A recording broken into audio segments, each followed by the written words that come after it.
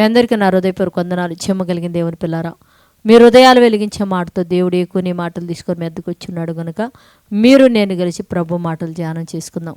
రాత్రి కాలం నుంచి మిమ్మల్ని, మీ కుటుంబాలని, మమ్మల్ని, సంఘాన్ని, భూమి మీద ఉన్న ప్రతి బిడ్డని జ్ఞాపకం చేసుకొని ఊపిరిని జీవాన్నిచ్చిన దేవుడికి మన ప్రభు అయిన యేసుక్రీస్తు వారి నామములో శిరసు వంచి వందనాలు తెలియచేసుకుంటూ, జీవం కలిగిన దేవుని పిల్లారా, ఈరోజు ఏ మాటల చేత అయితే దేవుడు మన హృదయాలు వెలిగించాలనుకుంటున్నాడో ఒక్కసారి వాటిని మనం ధ్యానించుకోగలిగితే, దేవుని పిల్లారా చూడగలిగితే, యెషయా గ్రంథము 53వ అధ్యాయము 10వ వచనంలో రాయబడ్డ మాట మనం చూడగలిగితే, దేవుని పిల్లారా, అతడు దీర్ఘాయుష్మంతుడగును, యెహోవా ఉద్దేశములన్నీ అతని వలన సఫలమగునన్నాడు. అంటే మహానుభావుడైన యేసుక్రీస్తు వారిని కలువరి శిలువలో ఆయన అపరాధ బలిగా సమర్పించుకున్నప్పటికంట అతడు దీర్ఘాయుష్మంతుడు, అంటే మరణమే లేనివాడని అర్థం. దేవుని పిల్లారా, దీర్ఘాయుష్మంతుడు అవటం వలనంట యెహోవా ఏ సంకల్పాన్ని తలపట్టినంట అతని వలనంట సఫలం చేయగలిగాడంట. దేవుని పిల్లరా, కారణం ఏంది? దీర్ఘాయుష్మంతుడు.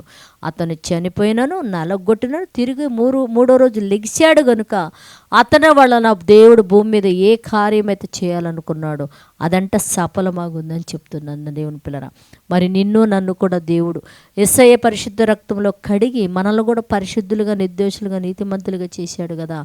మన వలన యెహోవా కార్యములు సఫలమవుతున్నాయా అని మనం చూడగలిగితే, ఎంతమంది అయితే యేసయ్య పాదాల దగ్గరకు వచ్చి ఆయన రక్తంలో మన పాపాలు కడుక్కొని ఆయన పనులు సఫలం చేయలేక విఫలమైపోయే వాళ్ళందరూ కూడా సఫలం చేసేవారిగా ఉండినట్లు ప్రార్థన చేద్దాం. దేవుని పిల్లారా, పరిశుద్ధుడా, జీవము కలిగిన మా పరలోకపు తండ్రి, నీ కృప కలిగిన నామానికి వందనాలు నైనా. ఇదిగోనైనా నీ ఉద్దేశములన్నీ యేసుక్రీస్తు వారి ద్వారా సఫలమైన నేను చెప్తున్నావు తండ్రి.